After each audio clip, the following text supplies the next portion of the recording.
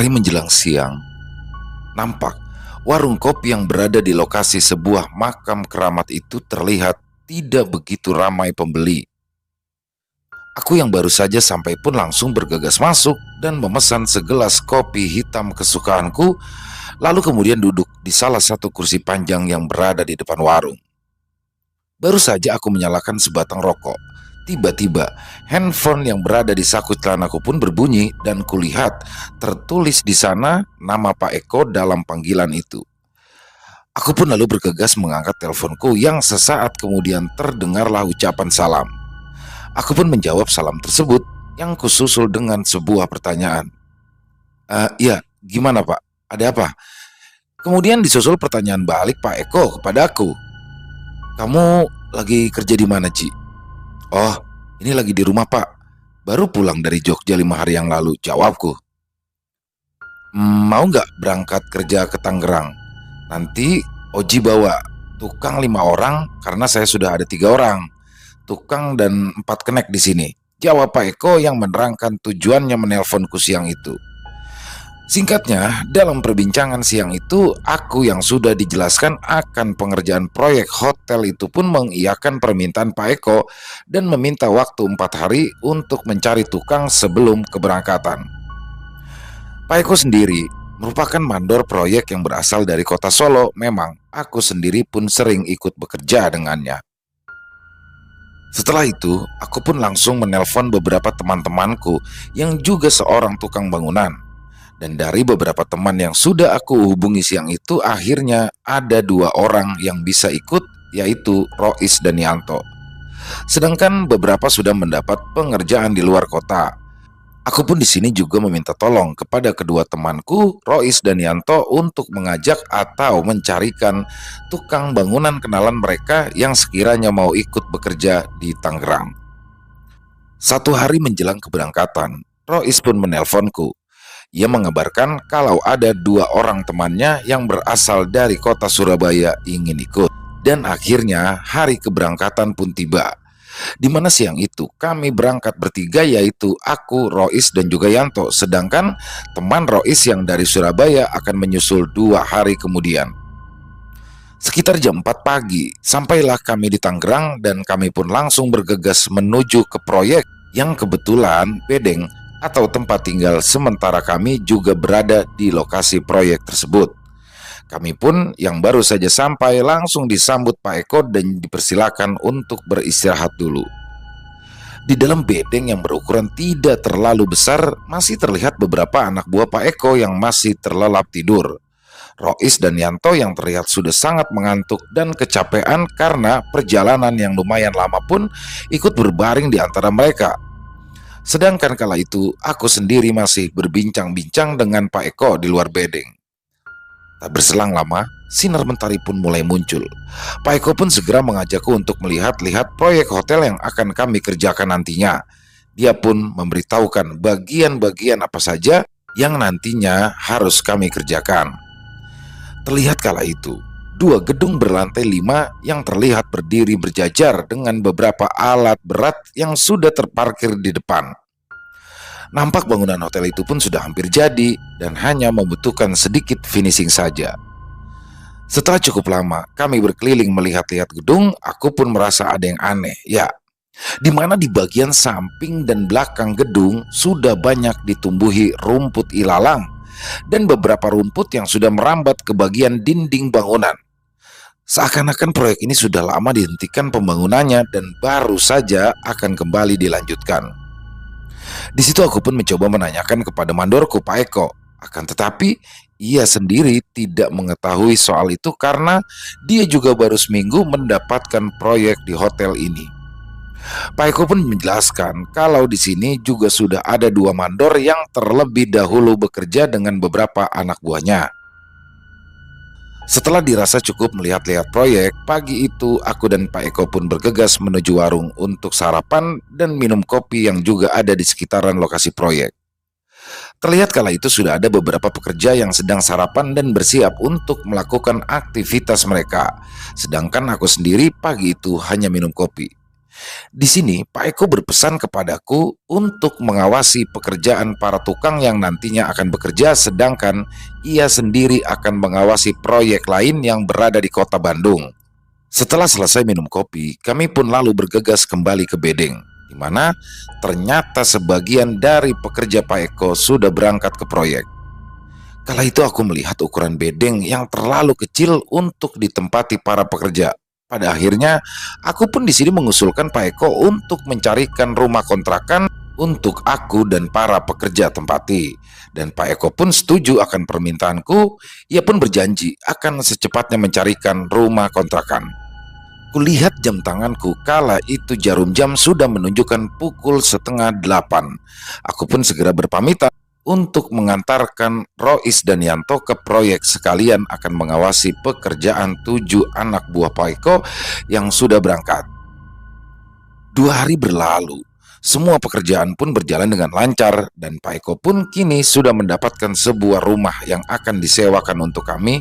Dan ternyata rumah itu adalah milik Pak Hadi, di mana Pak Hadi sendiri bekerja menjadi salah satu satpam di proyek ini juga. Aku pun diajak oleh Pak Eko dan Pak Hadi untuk melihat rumahnya pagi itu. Dan ternyata lokasi rumahnya lumayan jauh dari proyek yang akan kami kerjakan. Setelah lumayan lama kami berjalan, sampailah kami ke rumah yang akan kami sewa. Dari luar pagar terlihatlah sebuah rumah yang cukup besar dan memiliki pekarangan yang cukup luas. Kami pun segera masuk untuk melihat kondisi di dalam rumah. Meskipun terlihat ceceran daun mangga kering di teras depan, serta di dalam rumah banyak sekali debu dan juga sarang laba-laba menghiasi langit-langit rumah itu. Entah kenapa aku yang baru melihat rumahnya pun merasa cocok, dikarenakan ukuran rumahnya yang lumayan besar sehingga akan cukup nyaman untuk kami tempati. Dan kebetulan pagi itu juga datanglah teman Rois yang berasal dari Surabaya, yaitu Galuh dan Pongki. Sehingga nanti rumah ini akan kami tempati bersebelas. Aku, Rois, Yanto, Galih, Pongki, dan ketujuh pekerja yang sedari awal sudah dibawa Pak Eko. Melihat aku yang merasa cocok akan rumah ini, Pak Eko pun langsung bernegosiasi soal harga sewanya bersama Pak Hadi. Dan karena fasilitasnya tersedia di rumah ini hanya ada listrik dan air dari PAM tanpa ada peralatan rumah tangga, harga sewanya pun termasuk murah, yaitu sekitar 3,5 juta selama 3 bulan ke depan. Setelah sudah tercapai kesepakatan untuk harga sewa, kami pun bergegas kembali ke proyek. Dalam perjalanan kembali ke proyek waktu itu, aku sendiri sempat bertanya kepada Pak Hadi, kenapa rumah itu dikosongkan dan di mana Pak Hadi tinggal saat ini? Pak Hadi pun menjawab kalau rumah itu merupakan pemberian dari orang tuanya, sedangkan ia sendiri saat ini tinggal di perumahan di belakang gedung proyek bersama anak dan juga istrinya. Singkat cerita, sudah hampir 2 minggu ini kami bekerja. Mulailah terjadi keanehan di proyek dan juga rumah kontrakan yang kami tempati, di mana di situasi malam aku yang baru saja selesai dari kamar mandi hendak kembali masuk ke kamar. Kala itu aku melihat sesosok anak perempuan memakai baju putih berlengan panjang yang terlihat berjalan masuk ke dalam kamarku. Aku yang melihat hal itu pun sedikit kaget dan kemudian bergegas masuk ke kamar mencoba mencari keberadaannya. Akan tetapi aku tidak dapat menemukan sesosok anak kecil itu. Malam itu aku pun mengabaikan apa yang baru saja aku lihat dan menganggap mungkin itu hanya halusinasiku saja. Tapi kenyataannya, di pagi harinya aku kembali melihat sosok anak kecil itu, di mana pagi itu aku yang hendak berangkat ke proyek menyusul teman-temanku yang sudah terlebih dahulu berangkat. Aku yang hendak keluar dari dalam rumah, tiba-tiba dikejutkan dengan anak kecil yang entah dari mana asalnya tiba-tiba berlari dari arah belakangku lalu keluar dari rumah itu. Spontan, aku pun langsung berusaha mengejar anak itu. Akan tetapi, lagi-lagi di depan rumah aku tak lagi mendapati sosok anak kecil tersebut. Dan dengan rasa penasaran, aku pun lalu berjalan menuju ke proyek tempatku bekerja. Aku yang kala itu baru saja sampai di proyek kembali dikejutkan dengan hadirnya sosok anak perempuan itu kembali. Di mana waktu itu dari kejauhan aku melihat sosok anak perempuan itu sedang berdiri di depan pintu masuk proyek sambil matanya menatap ke arah gedung tempatku bekerja. Aku pun mulai mendekati dan hendak menanyainya, akan tetapi anak itu kembali menghilang secara tiba-tiba. Siapa sebenarnya sosok anak kecil ini? Gumamku waktu itu, yang kemudian aku pun melanjutkan perjalanan masuk ke dalam proyek. Aku bergegas masuk ke dalam gedung dan langsung menuju ke arah lantai 3 di mana teman-temanku sedang melakukan pemasangan keramik di kamar mandi. Tak berselang lama, terdengarlah suara teriakan minta tolong dari arah bawah. Aku dan beberapa temanku yang terkejut mendengar suara teriakan tersebut langsung bergegas menengok dari arah jendela. Dan dari jendela terlihat ada beberapa pekerja yang telah berkerumun di bawah. Aku yang penasaran pun lalu bergegas turun untuk melihat apa yang sudah terjadi. Dan aku pun dikejutkan melihat kerumunan itu ternyata mereka menyaksikan salah satu pekerja proyek yang baru saja tersengat aliran listrik. Kondisi korban sendiri kala itu masih hidup, meskipun mengalami luka parah di bagian tangan kanannya. Nampak kaos lengan panjang yang dikenakannya terbakar dan kulit tangannya pun mengelupas.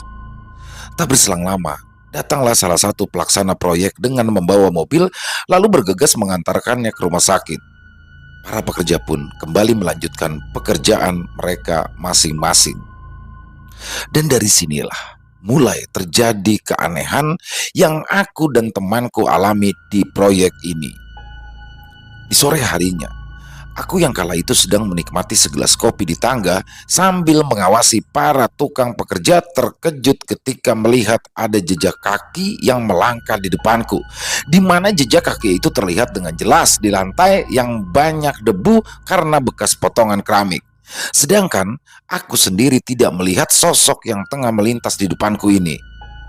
Aku yang menyaksikan kejadian aneh itu pun tak menceritakan kepada teman-temanku karena aku khawatir jika mereka nantinya akan takut hingga tak mau bekerja lagi di sini. Namun ternyata pada akhirnya mereka semua pun juga melihat ataupun mengalami keganjilan-keganjilan yang sama seperti yang sudah aku alami. Di mana Rois dan Pongki yang malam itu sedang lembur bekerja untuk mengerjakan pemasangan keramik kamar mandi di salah satu kamar hotel yang berada di lantai 2. Kala itu mereka dikejutkan dengan suara tangisan yang berasal dari lorong hotel.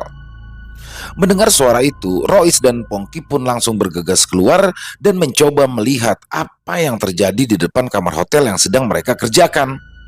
Pongki dan Rois pun kala itu melihat ada seorang laki-laki yang berjalan dari ujung lorong hotel berjalan mulai mendekati mereka.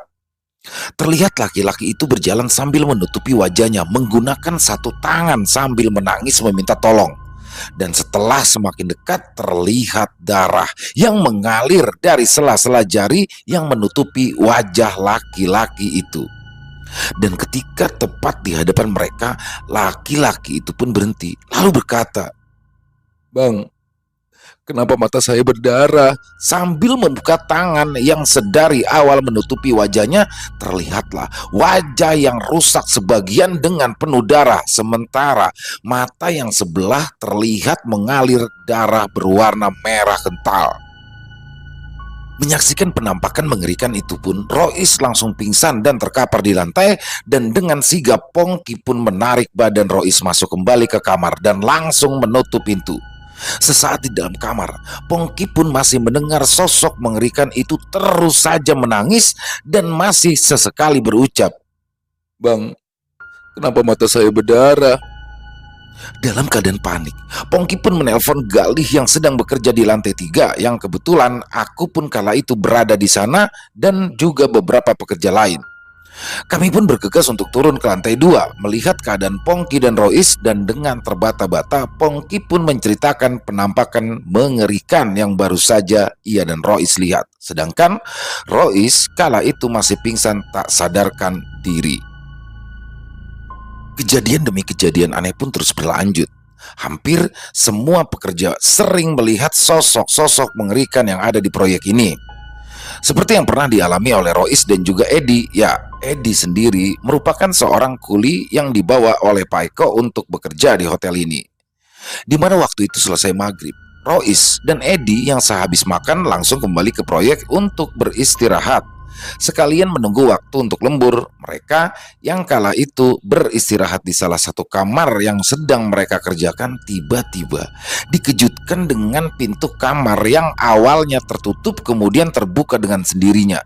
Sedangkan waktu itu mereka tidak merasakan adanya hembusan angin, akan tetapi pintu yang mereka tutup selalu saja terbuka seolah-olah seperti ada yang mendorong. Hal itu pun terjadi berkali-kali setiap mereka menutup pintu itu.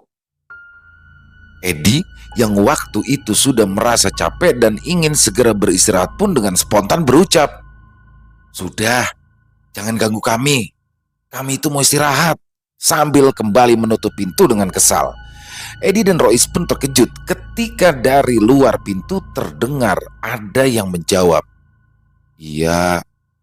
Edi yang berpikiran mungkin saja itu salah satu teman mereka yang sedang jahil pun langsung membuka pintu tadi untuk melihat siapa yang baru saja menjawab pertanyaannya. Dan setelah membuka pintu, betapa terkejutnya Edi kala ia melihat sosok yang berdiri di depan pintu itu bukanlah temannya, melainkan sosok anak kecil laki-laki berkaos lusuh dan compang-camping dengan wajah yang penuh darah disertai aroma busuk yang semerbak. Melihat penampakan sosok mengerikan itu, Edi pun langsung bergegas menutup pintu kembali. Dengan tubuh bergetar menahan rasa takut, Edi menceritakan apa yang barusan ia lihat pada Rois. Dan puncak kengeriannya adalah di mana di suatu sore ketika kami sedang bekerja, tiba-tiba salah satu teman kami yang bersama Fadil kesurupan. Fadil kala itu kesurupan selalu berteriak-teriak dengan suara yang parau. Ia pun berkata, "Aku minta satu tumbal lagi." Sontak hal itu pun membuat kami panik dan ketakutan. Sedangkan aku sendiri setiap selesai lembur dan hendak pulang beberapa kali melihat sosok pocong yang berdiri di atas gedung yang kami sedang kerjakan. Pernah juga sesekali aku yang baru selesai minum kopi dan hendak kembali ke proyek untuk melihat para pekerja yang lembur, melihat benda seukuran bola voli berwarna merah menyala dari dalam kamar yang kami sedang kerjakan. Karena seringnya teror penampakan-penampakan yang mengerikan itu pun pada akhirnya banyak para pekerja yang merasa tidak betah lalu akhirnya memutuskan untuk pulang. Entah itu dari pekerja mandor lain ataupun anak buah Pak Eko sendiri, aku pun yang awalnya mengawasi 11 pekerja pada akhirnya di minggu ketiga pun tinggal mengawasi 7 pekerja saja, yang mana itu sudah termasuk Yanto, Rois dan kedua temannya yang berasal dari Surabaya. Sedangkan penampakan sosok anak kecil perempuan di rumah kontrakan yang kami tempati pun masih sering menampakkan diri. Entah yang melihat penampakan itu aku sendiri ataupun teman-teman yang lain juga pernah melihatnya. Tetapi yang pasti, aku sendiri di sini tidak pernah menceritakan kepada mereka. Begitu pula mereka tidak pernah ada yang bercerita jika melihat penampakan anak kecil seperti yang sudah aku lihat. Pernah di suatu malam, Edi yang kala itu sedang berjalan sambil membawa sepiring nasi dan hendak makan, tiba-tiba piring yang ia bawa pun terjatuh.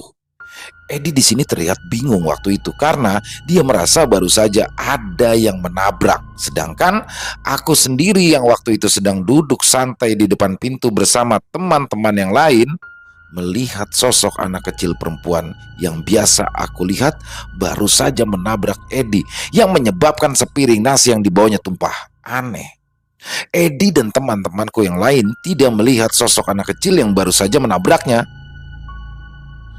Dan singkatnya, waktu itu kami pun tetap melanjutkan pekerjaan kami, meskipun penampakan sosok-sosok yang mengerikan itu pun sering kami jumpai. Begitu pula sosok anak kecil di rumah kontrakan yang kami tempati, dan hampir setiap hari aku melihat sosok anak kecil itu selalu keluar dari rumah yang kami tempati dan selalu terlihat ada di depan gerbang proyek seolah-olah sedang mengawasi proyek yang kami kerjakan. Sampai pada akhirnya tanpa disengaja aku yang pagi itu baru selesai mengecek pekerjaan teman-temanku pun ingin meminum kopi. Aku memutuskan untuk ke warung yang berada di sebelah proyek, dan kebetulan di warung itu ada Pak Hendra dan juga dua orang tukang ojek pengkolan. Pak Hendra sendiri adalah salah satu pelaksana proyek yang sedang aku kerjakan. Sambil menikmati kopi pagi itu, aku dan Pak Hendra pun langsung berbincang-bincang soal proyek yang sedang kami kerjakan. Yang mana pada akhirnya percakapan kami itu pun berlanjut ke peristiwa-peristiwa ganjil yang sering terjadi di proyek ini. Aku pun di sini langsung menceritakan soal penampakan-penampakan yang aku dan juga teman-temanku lihat selama bekerja.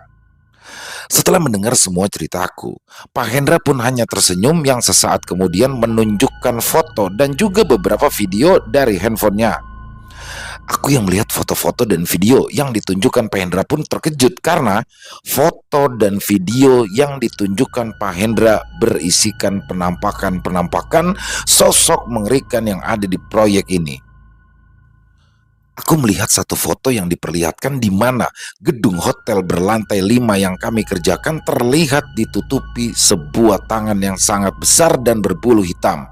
Dan gambar itu didapat dari kamera pengawas CCTV yang terdapat di depan proyek. Sedangkan di salah satu video memperlihatkan ada sosok kuntilanak dan dua bocah berkepala pelontos seperti tuyul sedang bermain di atas alat berat yang berada di depan gedung. Dan menurut Pak Hendra, video itu diambil oleh salah satu satpam yang bekerja pada malam itu. Setelah memperlihatkan foto dan juga video penampakan itu, Pak Hendra pun bercerita kalau semua ini dari awal adalah kesalahan kami, para pelaksana proyek. Di mana di awal pembangunan, kami sebenarnya sudah diperingatkan warga untuk melakukan ritual selamatan agar proyek ini nantinya berjalan dengan lancar. Karena tanah yang akan dibangun proyek ini dulunya merupakan bekas pemakaman warga Tionghoa dan memang terkenal cukup angker. Ya, waktu itu pun sebenarnya kami sudah melakukan acara selamatan seperti yang disarankan. Akan tetapi kesalahan kami adalah di mana nasi dan beberapa makanan yang telah kami siapkan belum sempat dibacakan doa terlebih dahulu, tetapi sudah kami makan. Sehingga ketika tinggal sisa barulah nasi itu dibacakan doa sebagai ritual keselamatan. Dan menurut orang-orang yang paham akan hal-hal gaib, itulah yang menyebabkan para penghuni tanah di proyek ini marah. Sesaat Pak Hendra pun berhenti bercerita untuk menyalakan sebatang rokok. Dan setelah beberapa hisapan, Pak Hendra pun lanjut bercerita kalau sebenarnya proyek ini dari awal ditargetkan selesai dalam waktu 8 bulan. Tapi kenyataannya sudah hampir 2 tahun proyek ini belum selesai, dan itu dikarenakan adanya beberapa peristiwa kecelakaan kerja sehingga proyek harus beberapa kali dihentikan. Aku yang teringat akan sosok hantu anak kecil yang berada di rumah kontrakan sempat menanyakannya kepada Pak Hendra. Karena aku berpikiran bisa saja sosok hantu anak kecil itu ada sangkut pautnya dengan proyek ini. Akan tetapi Pak Hendra kala itu hanya menggelengkan kepala dan berkata jika dia tidak tahu menahu soal hantu anak kecil yang aku maksud. Justru jawaban dari pertanyaanku tadi aku dapat dari bapak-bapak si pemilik warung kopi yang bernama Pak Tomo. Pak Tomo yang waktu itu mendengar pertanyaanku soal sosok hantu anak kecil yang berada di kontrakan pun spontan menyahut, "Putri," ucap Pak Tomo dengan raut wajah terkejut. Pak Tomo pun berbalik tanya kepadaku, "Maaf mas, apa sosok anak kecil yang dimaksud adalah anak perempuan dengan rambut sebahu dan kisaran berumur 9 tahun?" Di sini aku sempat terkejut dengan pertanyaan Pak Tomo, di mana pertanyaan Pak Tomo soal ciri-ciri sosok anak kecil yang aku lihat memanglah sama persis. Aku pun waktu itu langsung membenarkan ucapan beliau dan kembali bertanya, "Apakah Bapak tahu soal sosok anak kecil yang Bapak sebut Putri tadi?" Tanyaku dengan penuh rasa penasaran. Terlihatlah ekspresi wajah Pak Tomo yang sedikit ragu untuk bercerita. Yang sesaat kemudian bapak-bapak parubaya itu pun mengambil nafas panjang. Lanjut ia bercerita. Pak Tomo mengatakan kalau rumah milik Hadi yang saat ini aku tempati dulunya pernah terjadi peristiwa bundir. Ya, orang yang bundir di rumah itu ialah Heni dan Putri. Heni sendiri adalah istri dari Pak Hadi dan Putri merupakan anak sematawayang mereka yang baru berumur 9 tahun.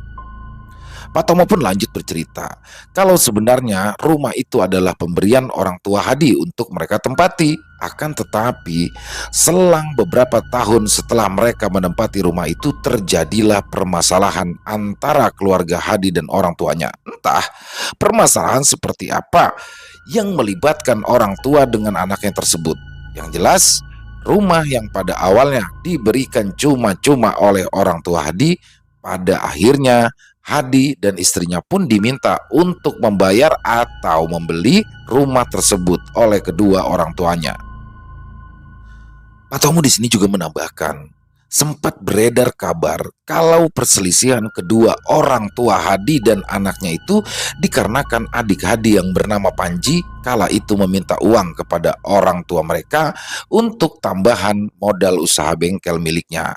Akan tetapi, orang tua mereka kala itu tidak memiliki uang yang sebesar Panji minta. Sehingga Panji pun di sini memaksa kedua orang tuanya untuk menjual saja rumah yang sudah ditempati Hadi, ataupun Hadi sendiri harus membayar harga rumah tersebut. Karena Panji sendiri merasa kalau ia juga mempunyai hak dari rumah itu yang pada akhirnya menimbulkan konflik keluarga. Sedangkan waktu itu bisa dibilang keuangan Hadi sendiri sedang sulit, di mana waktu itu Hadi sendiri baru saja keluar dari rumah sakit karena mengalami kecelakaan dari sepeda motor. Dan karena adanya masalah antar keluarga itulah Heni, istri dari Pak Hadi pun merasa tidak nyaman lagi tinggal di rumah itu. Lalu ia pun mengajak Hadi untuk pindah saja ke Bandung dan tinggal di rumah peninggalan orang tuanya. Akan tetapi, Hadi pun menolak ajakan Heni. Hal itu dikarenakan Hadi sendiri merasa kalau rumah itu sudah menjadi haknya, meskipun pada akhirnya Hadi pun mampu membayarkan setengah harga dari rumah yang ia tempati. Akan tetapi, konflik antara Hadi dan kedua orang tuanya dan juga dengan Panji saudaranya itu pun masih terus berlanjut. Dan karena permasalahan yang tak kunjung usai itulah Heni pun mulai habis kesabaran dan berencana mengajak Putri pindah ke Bandung meskipun tanpa suami. Akan tetapi tak disangka Putri, anak sematawayang mereka itu pun menolak untuk pindah ke Bandung dan memilih tetap untuk tinggal bersama sang ayah. Itu dikarenakan Putri sendiri sedari kecil sudah sangat dekat dengan ayahnya daripada dengan Heni sang ibu. Entah setan apa yang sudah merasuki Heni kala itu sehingga ia gelap mata. Di mana di suatu pagi ketika Hadi sedang tidak berada di rumah, Heni pun membuatkan teh hangat yang sudah dicampur dengan racun serangga untuk diminumkan ke anaknya yang bernama Putri. Dan di siang harinya barulah Heni dan Putri ditemukan Hadi dalam keadaan meninggal dunia, tergeletak di lantai dengan mulut yang berbusa. Di tengah-tengah Pak Tomo bercerita, aku pun bertanya, "Pak, kenapa sosok hantu Putri ini selalu datang ke proyek hampir di setiap pagi?" Di sini Pak Tomo pun berpendapat mungkin saja kedatangannya ke proyek ini untuk melihat Hadi sang ayah yang sedang bekerja. Karena memang selang beberapa bulan berlalu semenjak peristiwa kelam itu terjadi, Hadi tak lagi menempati rumah itu dan kemudian tak lama ia menikah lagi. Dan dari penjelasan Pak Tomo maupun Pak Hendra inilah yang pada akhirnya menjawab semua misteri yang ada di rumah kontrakan kami dan juga proyek tempatku bekerja. Hingga pada akhirnya proyek itu pun selesai dan kami semua bisa pulang ke kampung dengan selamat. Selesai. Wow, luar biasa. Kisah yang ini horornya dapat banget ya. Hantu anak kecil tuh emang mengerikan ya. Seperti kisah-kisah di film Jepang ya. Itu sering lah ya film-film Jepang itu menampakkan sosok hantu anak kecil dan itu asli serem banget. Dan kisah ini dituliskan oleh Mas Oji dari Purwodadi. Wah, dengan kisah-kisahnya yang sangat menarik. Dan kali ini menceritakan tentang ini unik ya. Jadi kejadian horor, kejadian misteri ya di dua tempat yang berbeda dalam waktu yang bersamaan. Jadi di proyek dan juga di rumah kontrakan. Jadi jarang sekali sebenarnya ini. eh, jadi kayak ada benang merahnya sebenarnya ya, dan terjawab di akhir kisah. Wow, sedikit plot twist dari Mas Oji. Terima kasih dan semoga bisa menghibur kepada teman-teman semua, para pendengar, para pecinta penikmat horor, khususnya para subscriber dari Ilo Bercerita. Dan silakan untuk yang punya komentar lain tentang kisah yang barusan tadi dibacakan, silakan bisa dituliskan di kolom komentar ataupun hanya sekedar saling menyapa. Insya Allah kami akan membalasnya satu persatu. Dan yang suka dengan videonya bisa di-share dong ke teman-temannya, ke saudara-saudaranya. Dan jangan lupa diklik juga tombol jempolnya, tombol like-nya. Dan buat yang belum subscribe, yuk jangan lupa diklik tombol merah subscribe-nya, lonceng notifikasinya jangan lupa dinyalakan juga agar teman-teman semua bisa mendapatkan notifikasi dari konten-konten yang akan kami upload selanjutnya. Dan buat teman-teman lain ya yang mungkin mau kisahnya dibawakan di channel kami di Ilo Bercerita maupun Extreme Movie, silakan bisa menghubungi kami di nomor telepon 087845094752. Kami ulangi 087845094752. Dan buat teman-teman yang mungkin sudah mengirimkan kisahnya tapi belum bisa kami bawakan di channel kami, mohon bersabar ya karena harus kami butuh menggarapnya lagi agar lebih dapat ya. Dan insya Allah kami akan membawakan semuanya. Dan di akhir kata saya mengucapkan permohonan maaf apabila ada kesalahan saya dalam berkata-kata. Apabila ada kata-kata saya yang mungkin kurang berkenan di hati teman-teman, saya mohon dibukakan pintu maaf yang seluas-luasnya karena saya hanyalah manusia biasa, tempatnya salah dan dosa. Dan sampai jumpa di konten-konten kami selanjutnya yang pasti tidak kalah serunya, yang pasti tidak kalah horor, yang masih bersama saya Ilo. Salam sehat, sukses selalu untuk kita semua. Amin amin ya robbal alamin. Wassalamualaikum warahmatullahi wabarakatuh.